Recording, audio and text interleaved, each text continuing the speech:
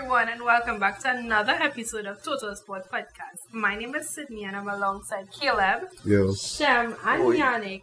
And hot off the press, we have the Trinidad and Tobago men's senior national football team. They won their first friendly against Jamaica 1-0. So, Shem, how are you feeling about that? I mean, I was happy. I'm really happy. Like, it was a shocker, to be honest. But I'm happy to see the team getting the result. I mean, it was a young team. It's a young team. Not much players that are well gelled together. So it was nice to see the 1-0, man. I'm happy to see and eager to see the next game on Tuesday. Or they could provide. Yeah, if they could keep that same quality from the first game. I don't see it as a surprise. Obviously, both teams did not have the strongest lineup, so it was really a toss-up as to who could have won the game. But thankfully for Real Moore, they brought him on. Yeah, Real Moore gave more. Yes, he gave more than what was given on the field at that point in time, and quality pass. I can't remember who made the pass. Was it Joven?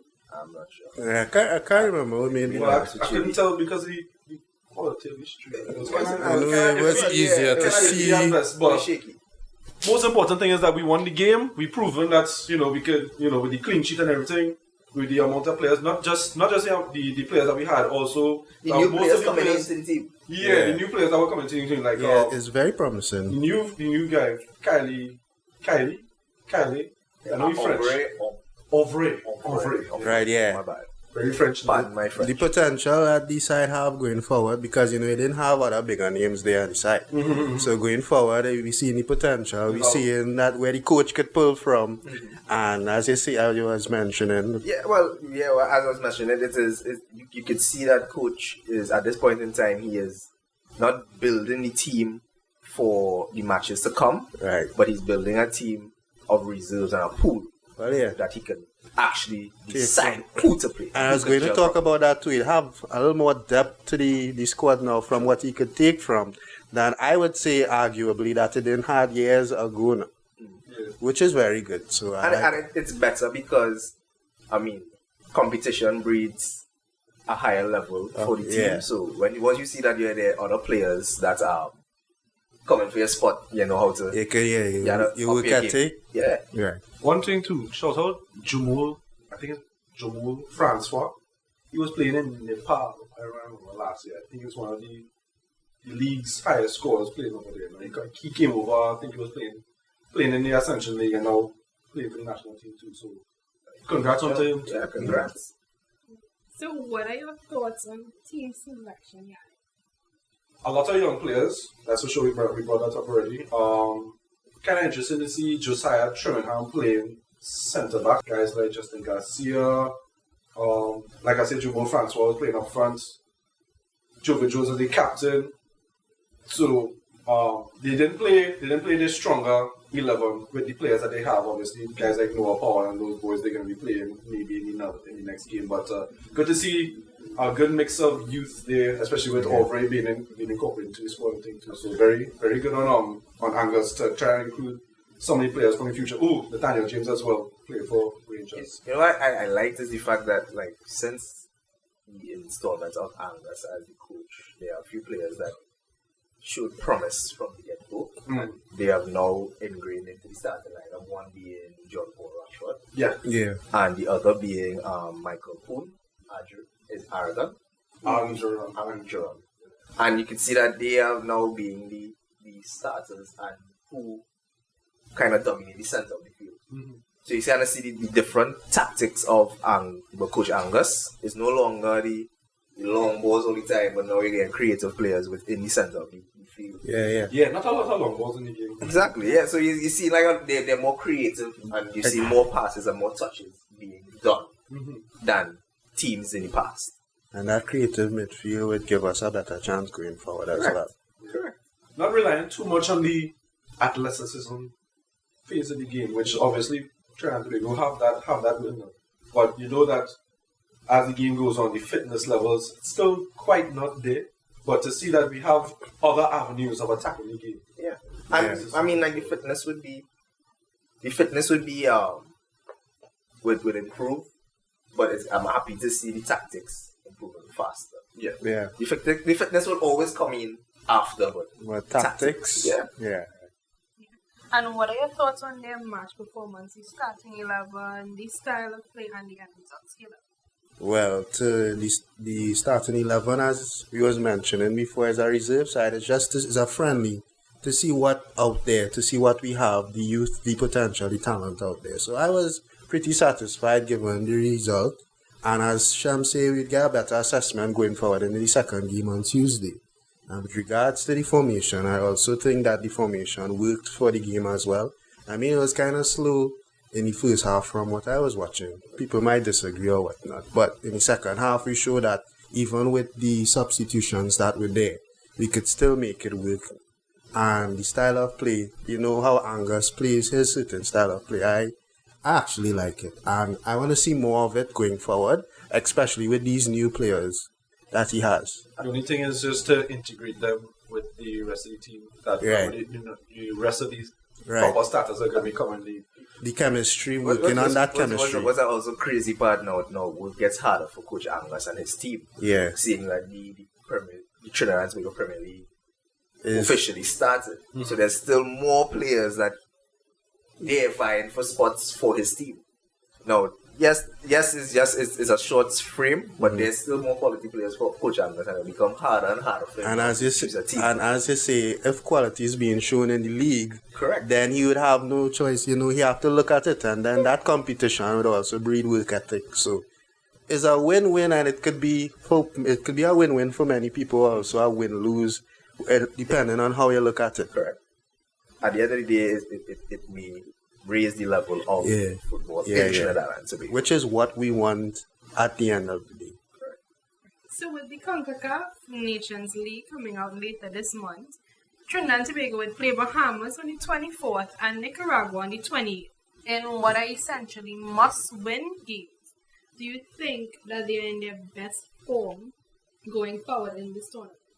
We are just 1 point off of Nicaragua.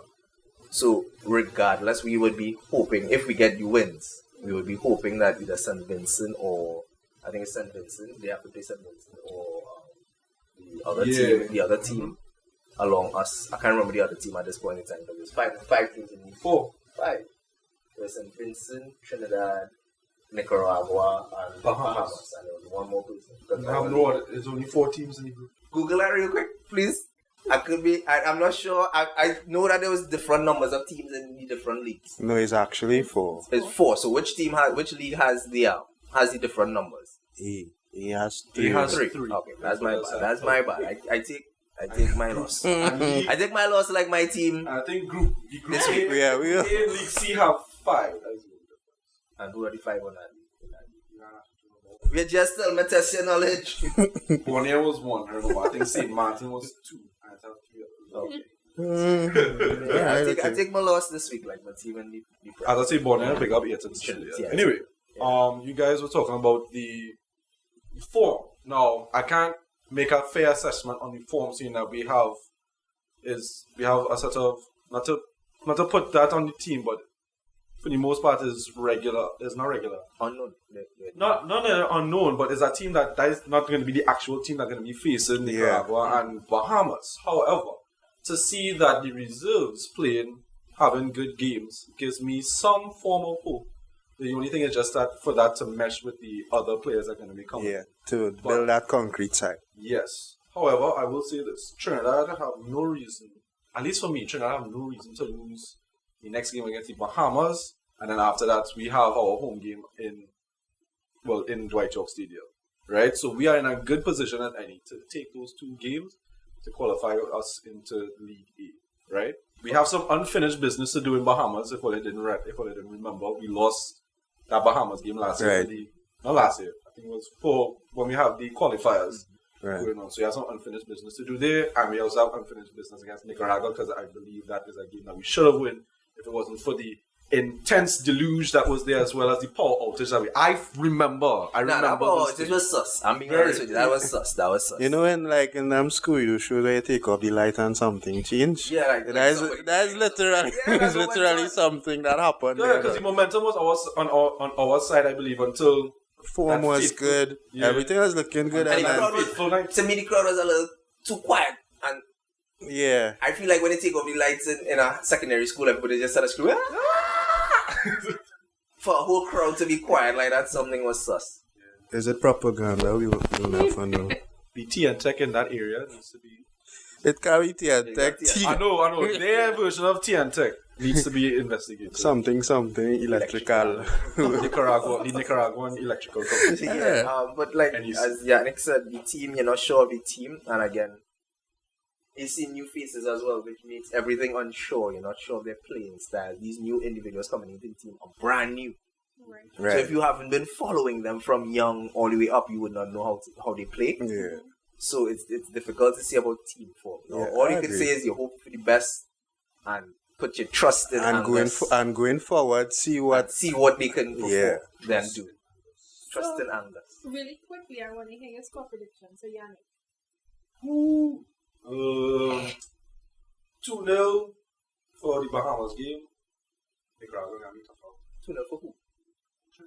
But I just need you to be specific. Don't forget the Bahamas guy in the room. 2-0 Trinidad versus Bahamas, and I'm giving Trinidad 1-0 advantage against Nicaragua because that will be the game. All right. For me, I would say 2-0 to Trinidad as well. And for the Nicaragua game, I could see a draw. Yeah, for the Nicaragua game, I see 1-1, and for the Bahamas game, I see 3-1. So, if it is that we're drawing against Nicaragua, that means something spectacular going to happen in the Nicaragua versus St. Vincent game, because please needs to happen. So the question in almost every football fan's mind right now is, can Trinidad and Tobago make it to the 2026 World Cup? So Total Sport posted this question on their Instagram page, and we have some comments from our followers. So Jeffrey said, why are we selling ourselves short? Why are we looking to settle for the final spot that is available? Let's try and qualify outright. I know it's easier said than done, but that should be our mindset going into this game. Somebody else said, we ain't ready for that, as local football ain't about producing a quality standard for the international market. At the moment, it's just a pastime that produces some ballers. Wow. Then Colin Board said, we can best Jamaica, Panama, Honduras, Costa Rica. Why look for the 5th spot? Think big. They are not better than we are. We must plan better now. Right. So, thoughts on those comments? Please, go first. Pick up those 3 guys, because there's some fighting with. Yeah. Was it Jeffrey? That was the first comment, right? Right. He was correct. Why sell ourselves short? I mean, the game is won. The game is won way before we touch the field. It's a mental game. So why go into the tournament or go into the qualifiers thinking we just want to qualify? Our mindset should be set on we want to win. Right. No. We're being realistic. Not all the time you're realistic. But I mean, you had to have that little sprinkle of optimist inside there. Like, we could do it. We could do it. And I feel like I agree with Jeffrey on that. And I also agree with the second comment. We kind of missed the ball. We missed the ball on treating it as taking it seriously. Right. So I agree with both of those individuals. And then the third comment kind of solidifies what Jeffrey had said in the beginning.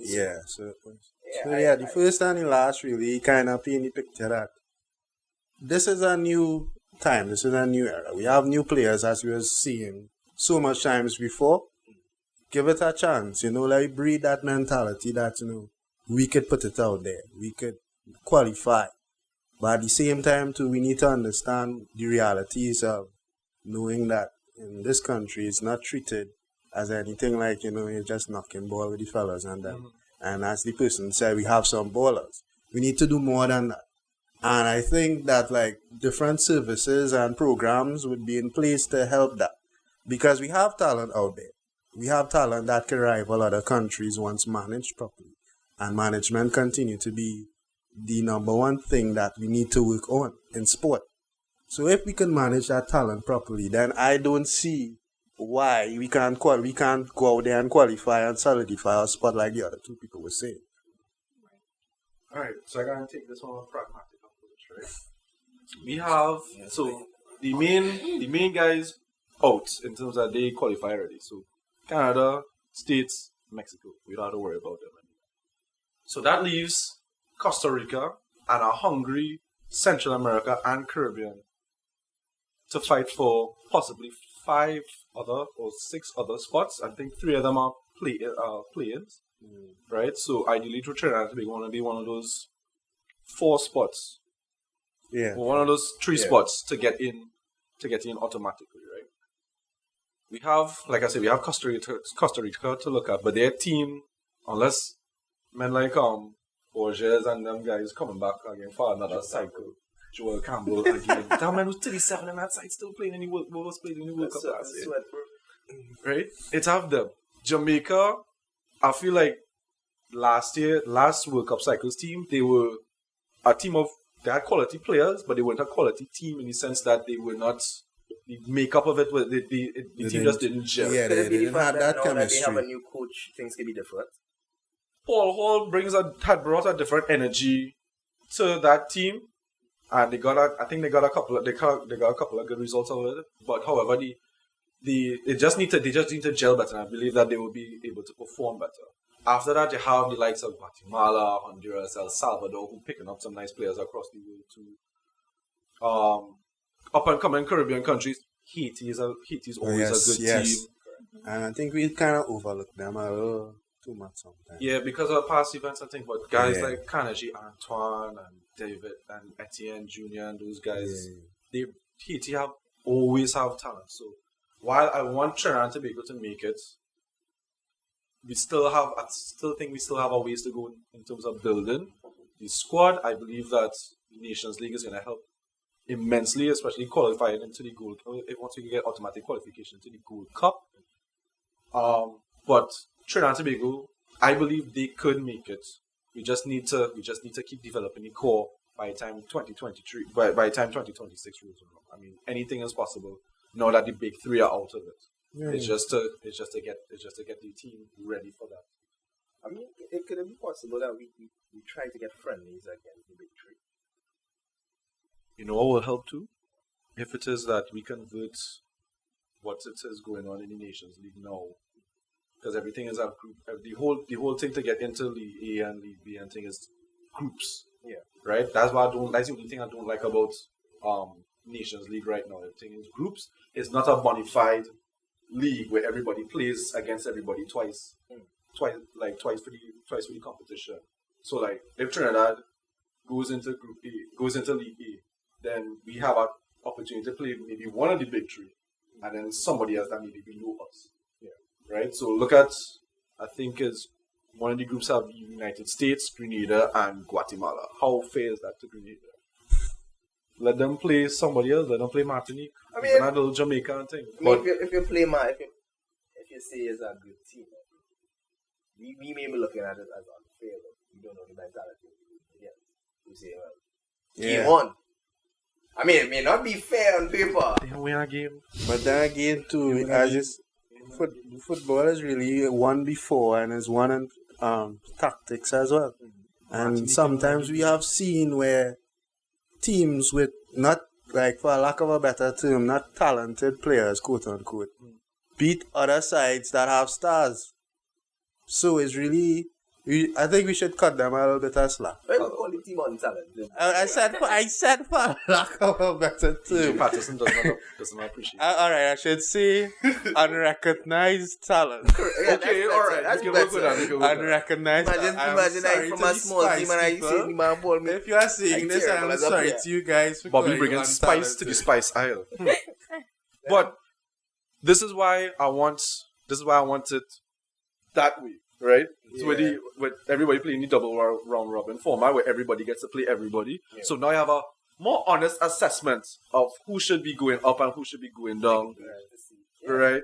As well as now we forming now they get more comfortable with each other. Now we can rekindle and possibly develop some football rivalries. But wouldn't we could get back Trinidad versus Haiti. We could get Trinidad versus Jamaica again twice a year. Who don't want to see that? On that note, wouldn't it be that it may be easy to rig that format where you have a round robin, where I could say I could perform terrible with this team, but bring all my best players onto this team to shoot my numbers higher. Instead of having to be in the league where I have to be on my top game every single game. I feel like that gonna be difficult because you're gonna have countries that it might have countries that might apply that tactic, but you're gonna have countries who don't want to be in League C anymore. But I mean, like, they want to be in League B anymore. Why if you just play one team once instead of the double round? I mean, you could do that too. Like so you still you have to be on your game. And you have to win one. It would be much more feasible given the amount of teams in the region too. So one and done. So you always had to bring your A game. Yeah, every game is a must-win game. Yeah. So next on the agenda, continuing on the football side of it, we have the launch of the new Trinidad and Tobago Premier Football Club League. Sando! So the league started on Friday, and we had a few matches to date. We had Central FC versus W Connection, Point Fortin Civic versus Club Sando, and AC Port of Spain versus Defense Force. So Shem, I believe your team lost. Yeah, my team. I mean, Trash! Lost ugly. I mean, in every superhero movie, there's always that one moment that defines the superhero coming out. This was just the first game. I mean, with great loss comes great responsibility. I mean, I can't wait for my team to just dominate the rest of the season now. But I mean, it was the first game of the league. The first game. So I mean, there was the nerves. There's a little setbacks. I mean, you're now getting your foot in there. I guess. So I would just say I wear my green shoes for my double connection today as well. I still supporting you guys. And I can't wait to see them take the league. So Point Fortin, Civic, and Club Sando. Well, I felt like Point Fortin had the better game. They did because I already have stats here as well.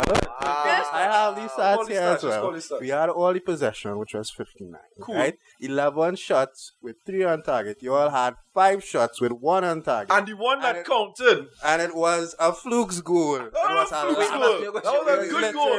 Good cross into the box from the corner. It was a nice little tap. I'm not a mathematician, right? But I feel like 11 shots with how much on target?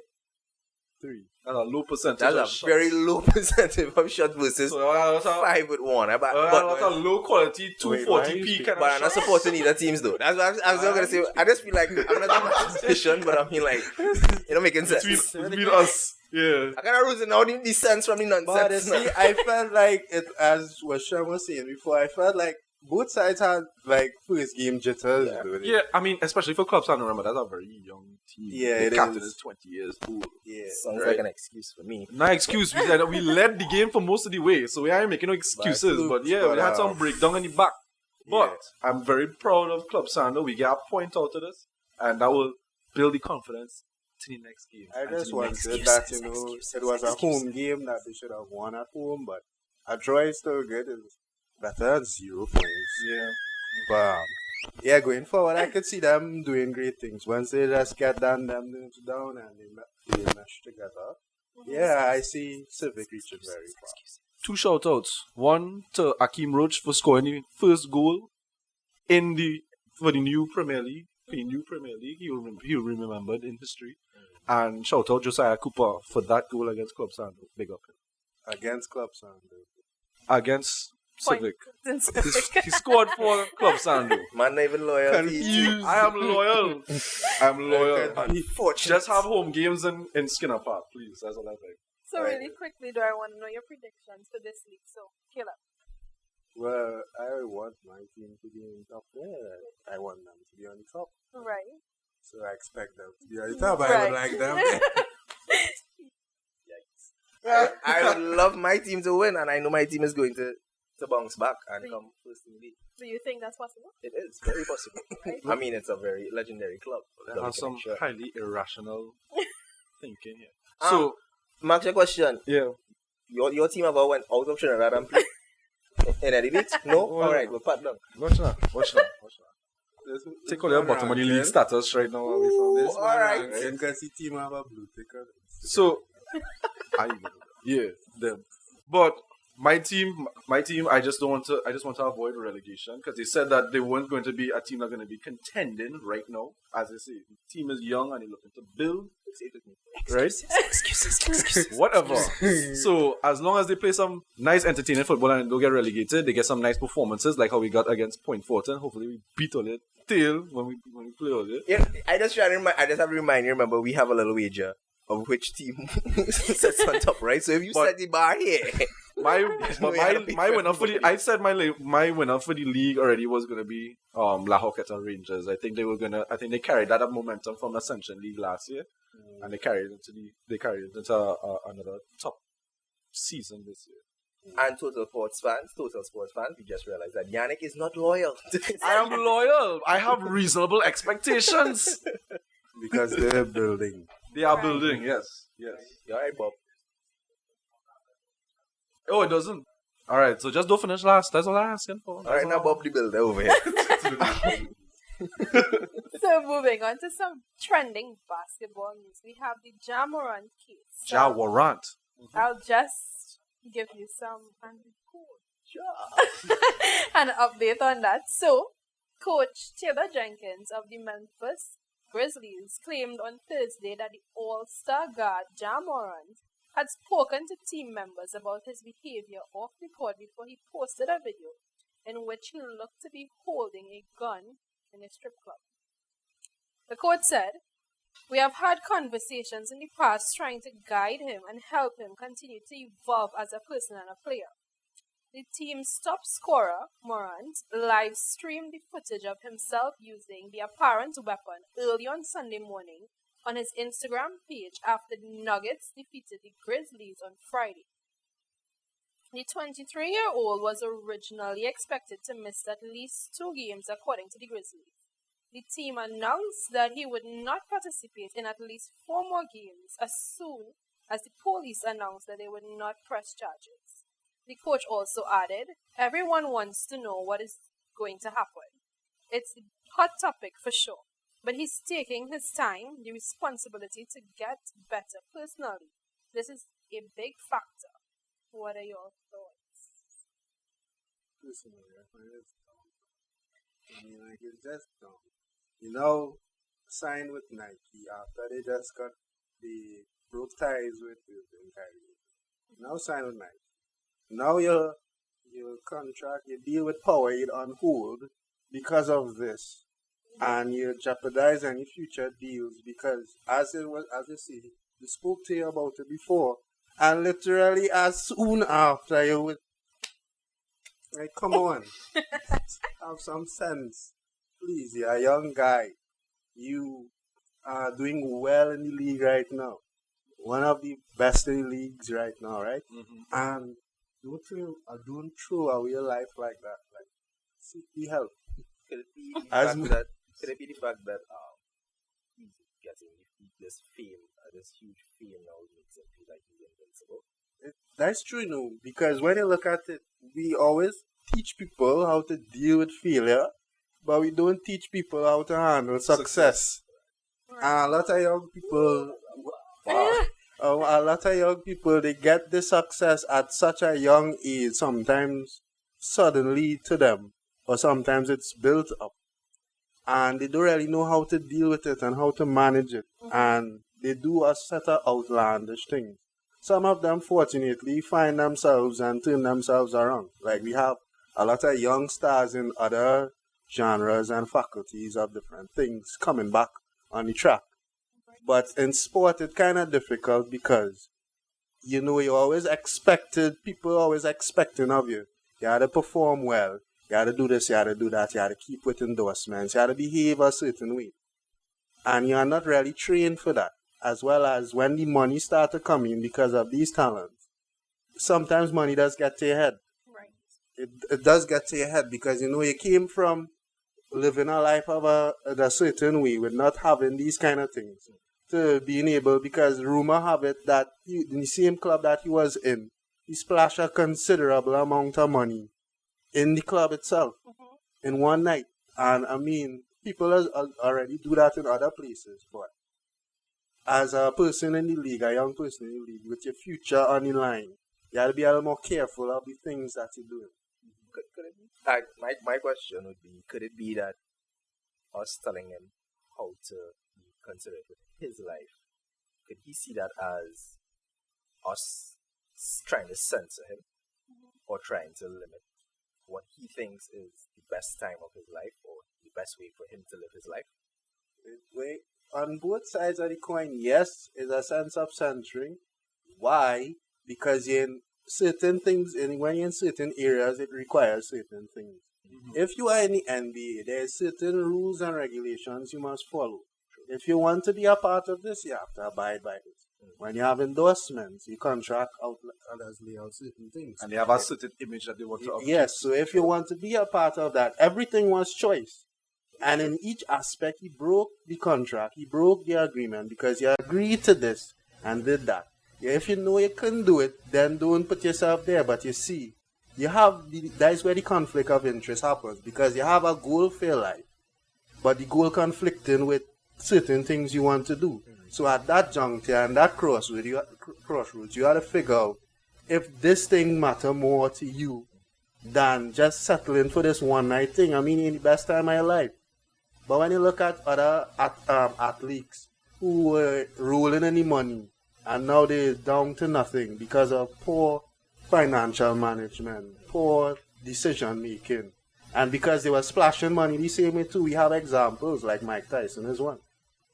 He was at the top of his game, he had money like that. Man, I'm not saying he broke now, but if he had managed his money better, he'd have been in a different situation. When you see guys like Michael Jordan, how he manages money, LeBron James in football, Cristiano Ronaldo, all these guys, because it's an atmosphere that goes beyond the court. Your work ethic and your belief system shouldn't just be on the court alone, it should go beyond. I got jokes. I was just gonna say Bobby, something like a father that just fell up. I have jokes, man. Some people on Twitter say how you bring the gun for Nikola Jokic. That's the only way they could handle it. That's the only way they could handle him. I think before they didn't have metal detectors coming into the game. Now they do. You need to he not shooting out of the rim. Oh, you don't need to shoot. He could dunk. He could get to your rim anytime you want. Listen, right?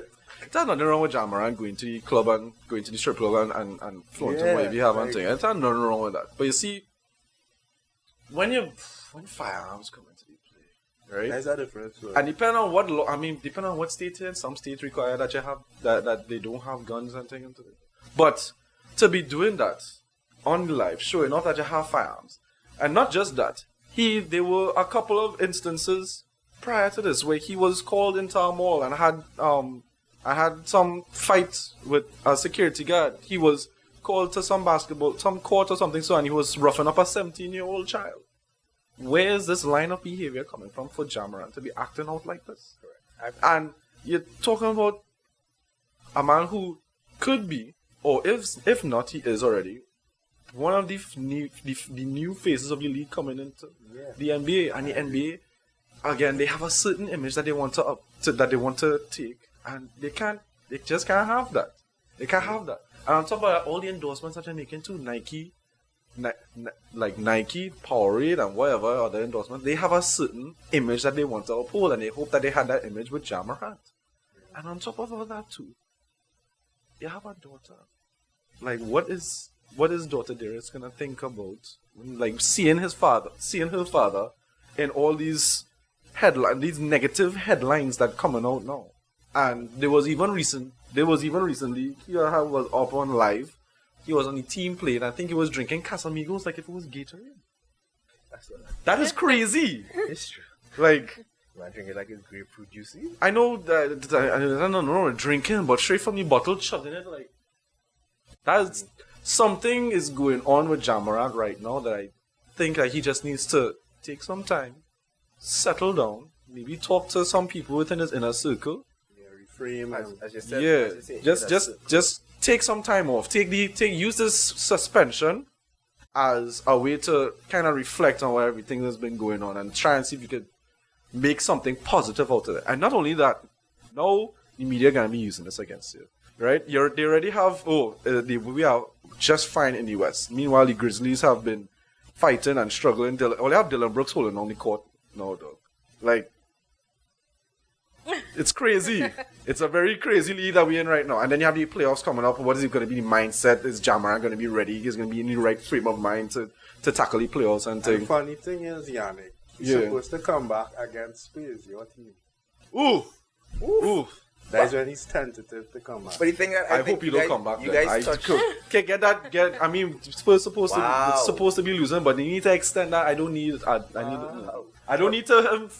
that game as a way for him to, platform and to build his ascent back into one of the best. The thing that I feel like you guys touched on the fact that he has this status, he has the money, he's such a great player, but the only thing that keeps knocking on me is the fact that we grew up with this saying from our parents: if your friends carry it but don't bring it back, if you hang around dogs, you will get fleas. Now you have to consider who are the people around him. Yeah, that's another thing. Are they influencing him or contributing to his behavior, or are they trying to speak to him?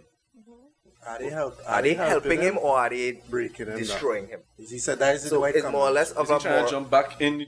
Well, I don't know if he was in the trenches to start, but is he trying to jump in the trenches? Yeah. So is like there's a lot of factors on this situation with Morant. I'm not really a huge basketball fan, but you could see that sometimes it could be a cry for help, one, or it could be the fact that he is struggling, or he is currently trying to understand the lifestyle that he is in right now. The constant, how much games is it? 81 games? 82 games a season. That is every week? Every week. Constantly training. You almost get like 3 or 4 games. So you have to ask, what does his schedule look like? How is his time at home? Or how does he relax? If like all that's kind of affecting his mental state. Because we shy away because mental health has been a taboo topic, especially in the world of sports. So you have to start to understand now what is his psyche as a player. Is it every day? He's not a robot. You have to ask the questions. What is he doing on a day-to-day to help him improve? I'm not making excuses for his actions. Because being good on the court doesn't necessarily mean that you're good off the court. Yeah.